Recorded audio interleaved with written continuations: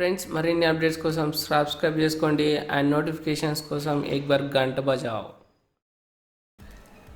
Hi friends, welcome back to our YouTube channel. Friends, ఈ వీడియోలో మనము సిడీని కానీ డివిడీని కానీ ఎలా బర్న్ చేయాలో ఈ వీడియోలో మనం నేర్చుకోబోతున్నాం. చూడండి ఫ్రెండ్స్, మన వీడియోస్ కావచ్చు, ఓకే, ఫొటోస్ కావచ్చు, మన మెమోరీస్, ఓకే, మన మెమోరీస్ ఏవైనా కానీ మనము ఒక సిడీలో బర్న్ చేసి స్టోర్ చేసుకోవాలి అని అనుకుంటే ఎలా బర్న్ చేయాలి, ఓకే, అది ఇప్పుడు మనము నేర్చుకోబోతున్నాం. చూడండి ఫ్రెండ్స్, ఇలాంటి ట్రిక్స్ అండ్ టిప్స్ కోసం నేను కింద డిస్క్రిప్షన్లో ప్లేలిస్ట్ ఇస్తాను, ఓకే. ఆ డిస్క్రిప్షన్లో ప్లేలిస్ట్ పైన క్లిక్ చేసి మీరు చూడొచ్చు. టాపిక్లోకి వెళ్తే చూడండి ఫ్రెండ్స్, ఇప్పుడు మనము ఒక ఎంటీ డివిడీని తీసుకుంటున్నాను, ఓకే. చూడండి, ఇది వచ్చేసి నా డివిడీ, ఓకే. డివిడీ సైజ్ వచ్చేసి మనకు 4 GB వరకు ఉంటుంది. అదే సిడీ అయితే మనకు 700 MB మాత్రమే ఉంటుంది, ఓకే. ఈ ఎంటీ డివిడీని ఇప్పుడు నేను కొంచెం డాటా అందులోకి వేసి బర్న్ చేయాలనుకుంటున్నాను, ఓకే. చూడండి, నా డీ డ్రైవ్ ఫుల్ అయిపోయింది. సో నేనేం చేయాలనుకుంటున్నాను అంటే అందులోకి మూవ్ చేద్దాం అనుకుంటున్నాను, ఓకే.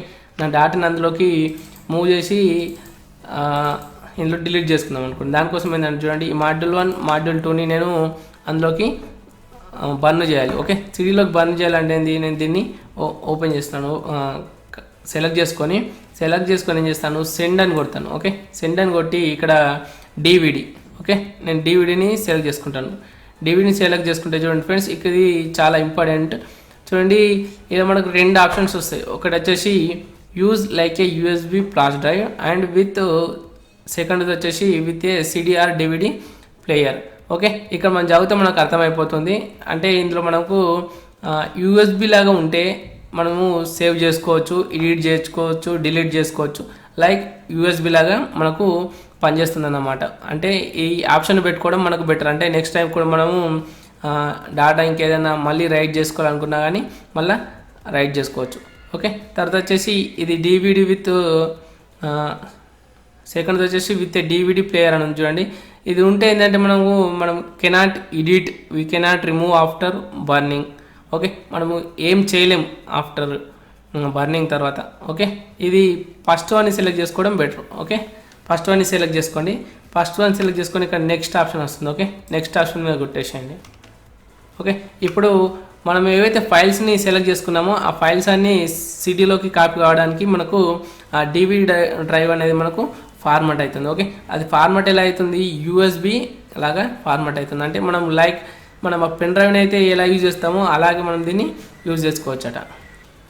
చూడండి ఫ్రెండ్స్, మనకు డాటా అనేది మన సిడీలోకి కాపీ అయిపోయింది, ఓకే. ఈ కాపీ అయిపోయిన తర్వాత మనము ఒక చిన్న ఆపరేషన్ చేస్తే అంటే సిడీని బర్న్ చేయాలి, ఓకే. ఈ డాటా అంతా మన సిడీలోకి కాపీ అవుతుంది, జస్ట్ కాపీ మాత్రమే అవుతుంది, ఓకే. మనం ఎప్పుడైతే బర్న్ చేస్తామో అప్పుడు మన సిడీ అనేది బర్న్ అవుతుంది,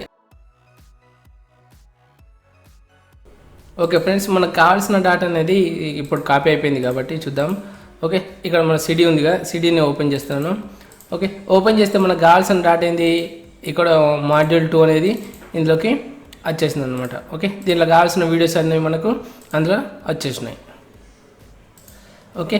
ఎప్పుడైతే మనము యూఎస్బి సెలెక్ట్ చేసుకున్నప్పుడు మనకు కావాల్సిన డాటాని ఇలా చేసి మనము చేసుకున్నాము, ఓకే, వచ్చేసింది, ఓకే. అదే మనము second option with a CD or DVD option తీసుకున్నప్పుడు ఏంటంటే మనకు కావాల్సిన డాటా అనేది సేమ్ ఇలానే ఇక్కడికి వచ్చేస్తుంది, సేమ్ ప్రాసెస్ ఇక్కడ వరకు, ఓకే.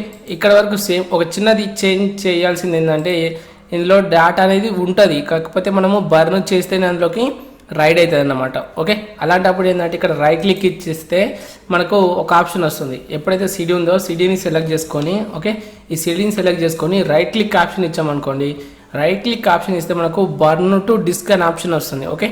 అప్పుడు బర్న్ టు డిస్క్ ఆప్షన్ మీద కొడితే మనకు మన సిడీ అనేది ఎంత స్పీడ్తో బర్న్ కావాలో అని మనకు చూపిస్తుంది, ఓకే. అప్పుడు మనము అది ఈజీనే, ఓకే. నేనైతే ఇక్కడ మనము యూఎస్బి లాగా ఎలా యూజ్ చేసుకోవాలో చూపించాను, ఓకే.